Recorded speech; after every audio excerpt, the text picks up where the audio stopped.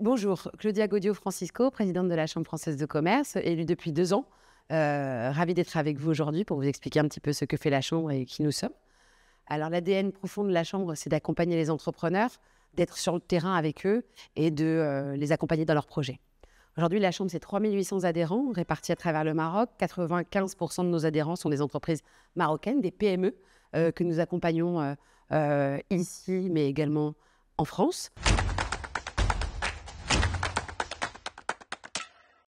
Là, en l'occurrence, ça a permis de réactiver certaines choses, je crois, plutôt positives pour les relations France-Maroc. Et nous, on s'inscrit dans la démarche. Notre inscription dans la démarche, elle va dans cet accompagnement de la délégation dans le sud, et notamment sur la région de Dakhla et Laayoune, où nous avons eu l'occasion d'accompagner une 50aine d'entreprises juste après cette visite présidentielle.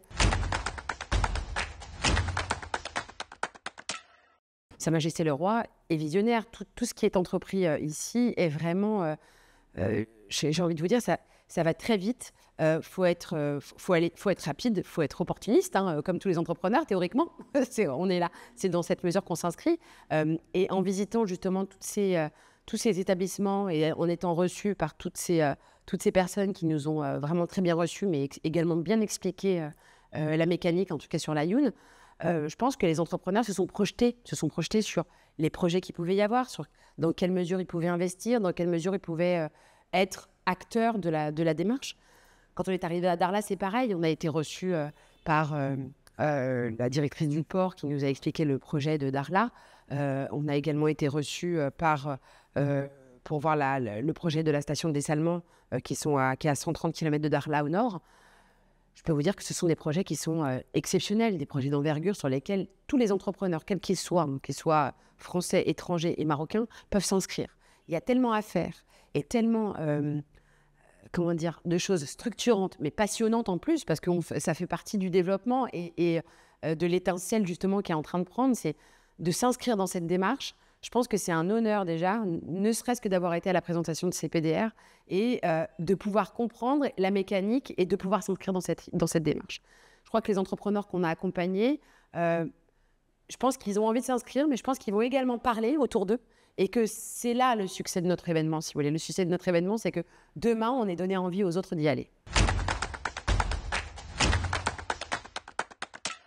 Aujourd'hui, les entrepreneurs que nous avons accompagnés, aujourd'hui, ils ont besoin de détails. Ils ont besoin d'aller plus dans le détail. Aujourd'hui, vous savez, on était une 50aine d'entreprises, donc évidemment, on était dans le macro. Aujourd'hui, on a envie d'aller dans le micro. On a envie de comprendre plus spécifiquement dans quelle mesure son entreprise peut interagir, peut investir, peut être utile dans ces projets-là. Lorsqu'on a écouté le projet de la station de dessalement, ça n'est pas que la station de dessalement, c'est tout le projet qu'il y a autour. C'est les 216 entrepreneurs qui vont être accompagnés par la région, c'est tous ces investissements qui sont mis autour, sur lesquels il faut comprendre les mécaniques et sur lesquels les entrepreneurs doivent s'inscrire. Donc là, je vous parle du projet de l'usine de dessalement, mais il y a également le projet sur le projet du port. Le projet du port, on parle de 1 million de containers. Je ne sais pas si vous vous rendez compte du volume que ça représente, mais également de la démarche dans laquelle on s'inscrit. La directrice générale nous a expliqué que le projet de Dakhla, c'est un projet qui s'inscrit évidemment dans l'autoroute. On est dans la façade atlantique, ça part du projet évidemment de Sa Majesté le Roi. Quand on parle des 3500 km de côte, les 3500 km, ça n'est pas que 3500 km de côte, c'est également la porte d'entrée vers l'Europe, mais également la porte d'entrée vers l'Afrique pour l'Europe. Donc, Dakhla, c'est la clé pour y arriver. Et aujourd'hui, je pense que ce projet, c'est que le début de ce qui va arriver pour le port de Dakhla. D'ailleurs, c'est la première phase, on va dire, sur le projet, et qui sera terminée en 2029. Je pense que je ne vais pas vous surprendre si je vous parle d'énergie. On va parler d'énergie, on va parler d'agriculture aussi, parce que l'agriculture, c'est un vrai sujet, en tout cas, notamment dans la région de Dakhla. Mais pas que. Quand on était à Laayoune, on a eu l'occasion de visiter l'UM6P et on a eu le plaisir de découvrir les recherches qui sont effectuées sur le volet agricole. Je peux vous dire qu'on fait... c'est extrêmement passionnant, mais également inspirant de voir dans quelle mesure on fait des progrès de recherche, mais d'accompagnement.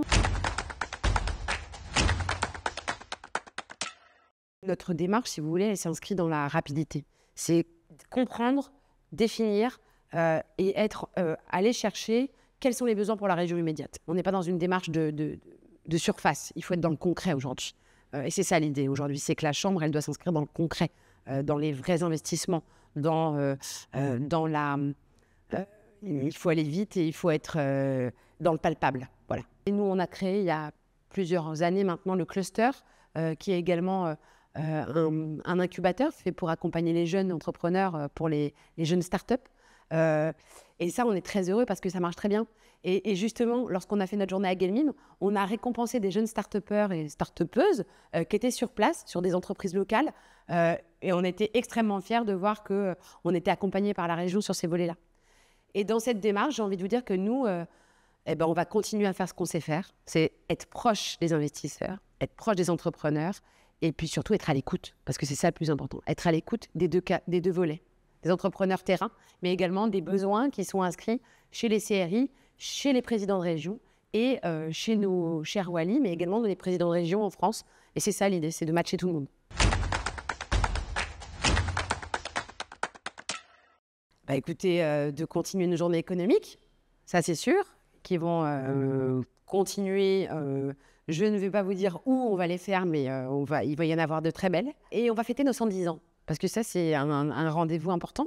En 2025, on va fêter nos 110 ans. Et peut-être qu'il y aura des surprises, et peut-être qu'il y aura également des journées économiques pendant ces 110 ans, je ne sais pas. On est encore dans la réflexion. C'est pas évident de construire des choses autour de cet anniversaire. Et nous, on souhaite en faire un rendez-vous économique, mais pas que, un rendez-vous d'amitié et de retrouver tous nos partenaires depuis des années parce qu'on a été toujours soutenus, toujours accompagnés. Et l'idée aujourd'hui, c'est de rendre hommage à ceux qui nous ont accompagnés et qui nous ont soutenus depuis des années. En tout cas, les entreprises et nos partenaires institutionnels également.